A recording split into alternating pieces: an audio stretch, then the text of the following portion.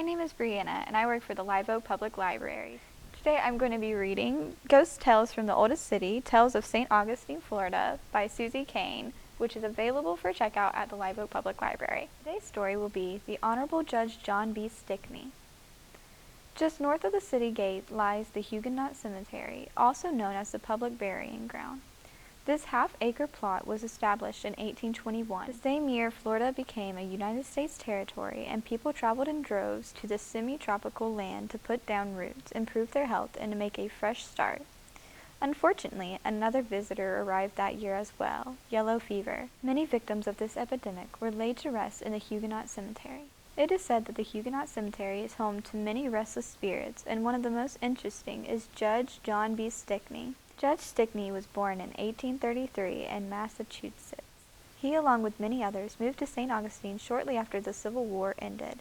Rumor-mongers claimed that Judge Stickney was just another carpetbagger. However, he soon rose to a position of prominence and respect in his new home. Not only was he judge advocate, but state's attorneys and district attorney as well. A widower, Judge Stickney did the best he could to make a life for himself and his children in St. Augustine.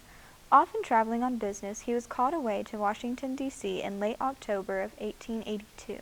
Despite feeling ill, he was determined to make the long and arduous journey north. He felt it was important business and that simply could not wait.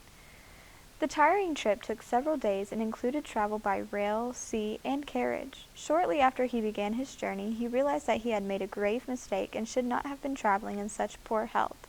He pressed on, however, determined to get to Washington, where he almost collapsed and immediately took to his bed. His condition worsened, and 5 days later, Judge Stickney was found dead. The cause of death was listed as typhoid fever, and he had suffered a cerebral hemorrhage. It was his wish to be buried in his adopted hometown of St. Augustine, so his body was shipped south. A memorial service was held in Trinity Episcopal Church, located on the southeast corner of King and St. George Streets. His popularity was evident by the many prominent politicians, businessmen, and dignitaries who attended the packed service on November 5, 1882. Afterwards, his body was taken to the Huguenot Cemetery for burial. His children, now orphans, were adopted by Judge Long, a close friend and business associate of their father. They relocated with him to Washington, D.C., where they lived a contented life.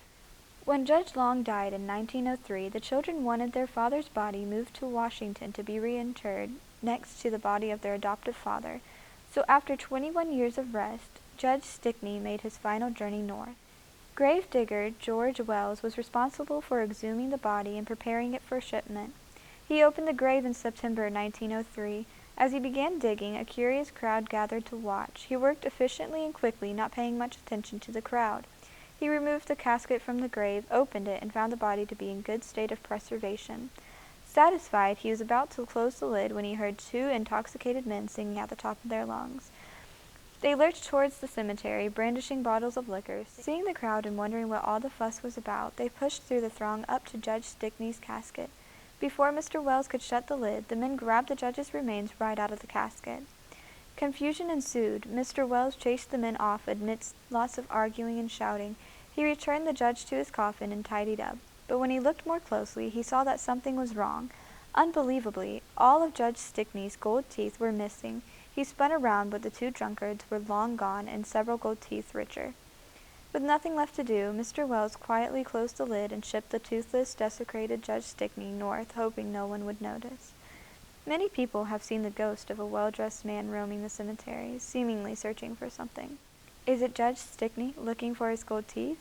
Or perhaps he's looking for the men who defiled his remains. Thanks for watching. If you enjoyed this video, make sure to look out for more from Swanee River Regional Library in the future.